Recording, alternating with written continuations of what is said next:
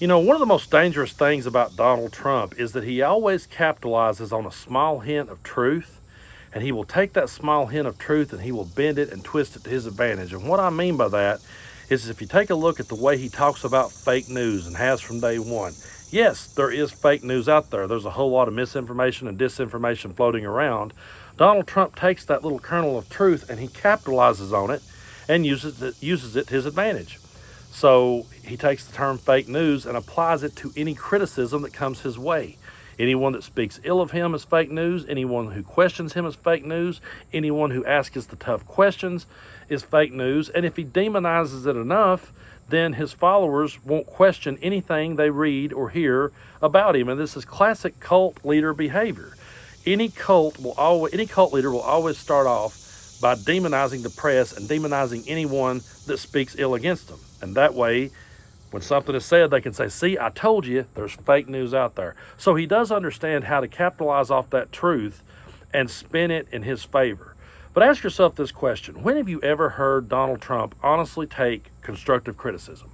When has he ever took constructive criticism and actually asked questions? When has he ever talked about ways he could do things better? Has anyone asked him the question, okay, to all the things you didn't get done the first time, how can you go about it the next time around and how can you do it better? Will he answer that question, or will he always just keep digging back into his bag of tricks and always taking the conversation back to how everyone was cruel and mistreated him? Jasmine Crockett's here in this next clip, and I absolutely love this one because she's talking about Trump and his war on the free press and how he does not want independent journalists. And as always, she knocks it out of the park. Take a look. Points that I do want to make about NABJ and the fact that Donald Trump had to sit down for an actual interview, for actual journalism, this is what is so threatening for him. This is why in Project 2025, they don't want independent journalism, which is one of those things that we value in a democracy, is the freedom of press. And it's something that they are trying to make sure that we can turn back the hands of time on. This is why he loves a person like Putin, because Putin controls the propaganda. And that's what he's gotten out of Fox News. I thought that Fox News would decide that they would go back and want to do the right thing after they got sued for millions and had to pay up. But listen, so long as people are tuning in, they're making that money back again, and they continue to pretend to be, I call them faux news, right? Like they pretend to be actual journalists, but they're not. What we saw was actual journalism. And honestly, the only time that Donald Trump seems to be challenged is when there is a black woman on the other side, whether we're talking about Letitia James, or we're talking about Fani Willis, or we're talking about the vice president who will become the president, or we're talking about those black women journalists such as Rachel that decided that they were going to say, no, sir, and follow up and try to get answers. It's what we actually needed in the last debate. And if he does decide that he's going to come out from his scary little corner and debate the vice president, I do hope whoever ends up being the moderators, that they learn a thing or two and go back to what journalism looks like, and they hold his feet to the fire. Okay, before we keep going with this, I do want to thank everyone out there who has subscribed to my channel, liked the videos, shared them with your friends. If you haven't already, hit that subscribe button, hit the like button, leave a blue heart on it, let me know you're listening. Leave a comment if you feel like it, share it with your buddy, share it with your annoying uncle, you know, that comes to Sunday dinner, your Fox News watching uncle. Send it to him. I don't care to be the guy to get under his skin. I really appreciate you guys so much for being here with me. But I'll also admit that I always look for a Jasmine Crockett clip to react to because I absolutely love to hear her take on things. She always comes to bat and just hits it over the fences every time. And that's the thing. Donald Trump goes out here all the time and he praises dictators. He's always talking about how tough Putin is, how tough Kim Jong-un is, how tough President Xi is. He's always talking about all these things. They're the toughest, they're the best in the room, because that's who he wants to emulate. And those people control the media, and they control the news, and they control the journalists, and that's what Donald Trump wants to do at the end of the day.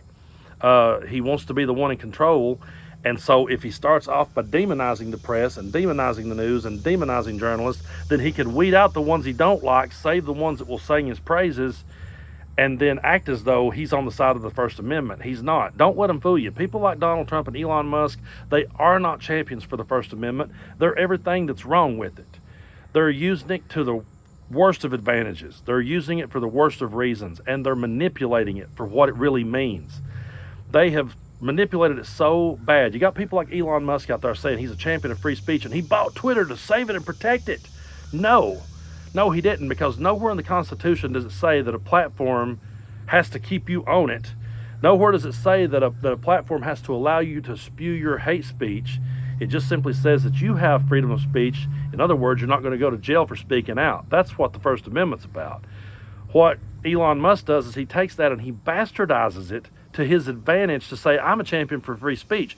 Then he turns over his platform to hate mongering, to fear mongering, to propaganda, and he kicks off any independent journalist that questions him. Just go watch the Don Lemon interview and see how that happened.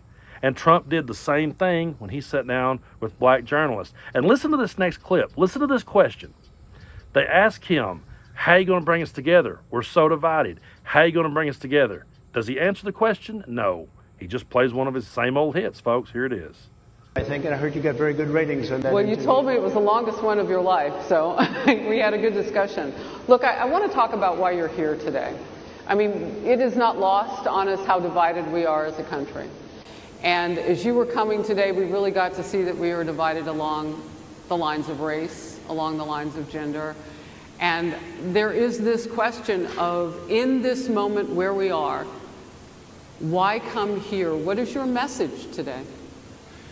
My message is to stop people from invading our country that are taking, frankly, a lot of problems with it. But one of the big problems, and a lot of the journalists in this room I know and I have great respect for, a lot of the journalists in this room are black. I will tell you that coming from the border are millions and millions of people that happen to be taking black jobs. You had the best. What exactly is a black job, sir? A black job is anybody that has a job. That's what it is. Anybody that has a job. All right. And Mr. they're taking the employment away from black people. They're coming in, they're invading. It's an invasion of millions of people, probably 15, 16. So our country's divided, Donald. How could you bring us together? How could you work to ease all this tension in the room and bring us all together? And what does he do? He blames it on immigrants coming across the border. They're our problem. And he's going to blame them for every problem that we have. But to suggest that these immigrants are coming across the border to steal a journalist's job, that's one of the most ridiculous things I've ever heard. So they're coming over here and they're going to replace independent journalists? He thinks that? They're going to replace everyone? They're going to replace brain surgeons? Really? Is that what he honestly thinks? Or is that what he pushes to his crowd because he knows they're dumb enough to believe it and buy into it? The way that he phrases black jobs, it's any job. No, he's using that phrase to say this is a job that anyone could do. They're taking jobs away from, this is a job anyone could do. That's what he means. He's demeaning the job. He's belittling the job. And to everybody out there that's a white guy busting his ass at a factory somewhere, he's also referring to you too. He just didn't say it out loud. He just didn't say your name out loud along with it. But he means the same thing. He means someone that doesn't have the education to do a job. He's trying to dumb it down. And that's where the racism creeps in. And when I point stuff like that out, people gets really uncomfortable. But it's all done in a way to demonize black people and to further push his racism. And it's a dog whistle to anybody who's actually listening and paying attention. And trust me, he has groups out there that pays attention to that stuff. And when they hear him say those things, they say, oh boy, he's in our corner. But don't let Donald Trump ever fool you. He's not for the free press. He's not for free speech, and he's not for independent journalists. Never has been, never will be.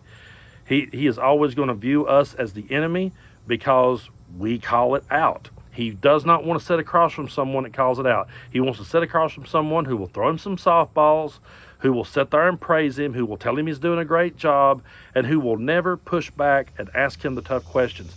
You'll never hear him take a follow-up that he don't try to lash out at it. You'll never hear him take constructive criticism. And that, folks, is a big weakness in a leader. If you're a leader that cannot take constructive criticism, if you're a leader who cannot stand to have the boat rocked at all, you're going to crumble under that pressure. Again, I always go back to this, but George Bush looked at his watch too many times during the debate with Clinton, and they said he didn't have the temperament to be president. So how are you going to sit and tell me that Donald Trump has the temperament to be president when he can't even take a follow-up question from a reporter, that he doesn't pout like a little kid and whine and cry and say it's all rigged against him? He's saying it's all rigged against him so he can rig it all in his favor and then sit back and be praised. And that's why you see him out there praising dictators. He's jealous of them and what they are. He's jealous of them and what they've accomplished in their country. And if you don't think he's going for that same act in America, you're not paying close enough attention.